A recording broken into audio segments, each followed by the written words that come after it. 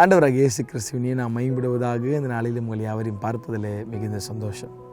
எனக்கு வேதத்தில் ரொம்ப பிடிச்ச வசனங்களில் ஒரு வசனம், நீதிமொழிகள் 24:16. நீதிமான் 7 தரம் விழுந்தாலும் திரும்பவும் எழுந்திருப்பான், துன்மார்க்கரோ தீங்கில இடருண்டு கிடப்பார்கள். இந்த ஆட்டுக்கும் பன்றிக்கும் நிறைய வித்தியாசம் இருக்குது. இந்த ஆடு செம்மறி ஆடு பாருங்கள், நல்ல ஒயிட்டாக நல்ல வெள்ளையாக இருக்கும்ல. அதுக்கு இந்த சேறு பட்டா அதால் ஜீரணிக்க முடியாது. உடனே போய் தன்னை கீழே விழுந்து ஒரு வழியாக்கி புல்லில் புரண்டு அதை கொஞ்சம் சுத்தம் செஞ்சால் தான் அதுக்கு கொஞ்சம் அதுக்கு திருப்தியாக இருக்கும். ஆனால் அந்த பன்றி அவர் சேத்துலே தான் கிடக்கும். அதை ரொம்ப விரும்புகிறார் அவர்.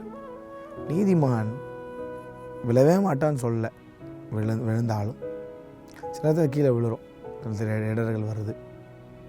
அப்போது அதிலே உட்காந்துட்டு இருக்கிற அனுபவத்தை கர்த்தர் விரும்பலை. விழுந்துட்டியா, எலும்பு நோக்கி ஓடிவா.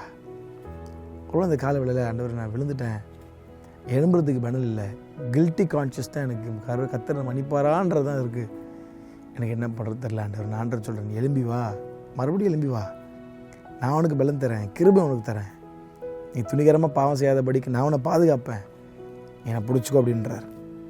ஒருவேளை விழுந்து போய் கிடக்குறீங்களா, எழும்பி வாங்க, உங்களை உற்சாகப்படுத்தி ஓட வைக்க இயேசு கிறிஸ்து உங்களோட இருக்கிறார்.